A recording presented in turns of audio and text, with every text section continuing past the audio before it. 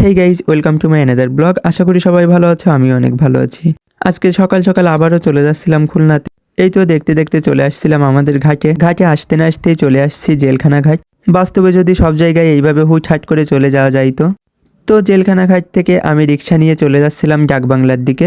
আর রিক্সায় আমার শীত করতেছিল, কারণ শীত তো পড়েই গেছে। আর এই ঠান্ডা ঠান্ডা ওয়েদারে রিক্সায় ঘুরতে কিন্তু ভালোই লাগে, কারণ রোদ্দুর একদম গায়ে লাগে।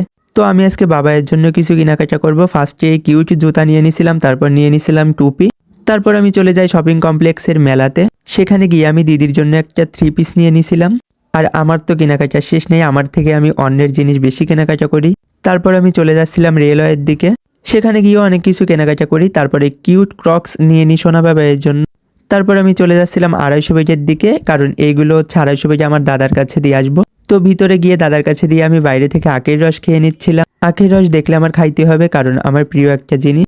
তারপর আমি চলে যাব জলিল টাওয়ারের কাজও শেষ। এখন আমি চলে যাব বাড়িতে, তাই ভাবলাম পার্কের ভিতর দিয়েই যাওয়া যাক। আর আমার প্রতিটা ভিডিওতে হাদিস পার্ক থাকে, এটা তোমরা জানোই। তারপর আমি গেটে এসে রিক্সা নিয়ে নিয়েছিলাম জেলখানা ঘাট যাওয়ার জন্য। তো এই ছিল আজকের ব্লগ। বাই বাই বন্ধুরা।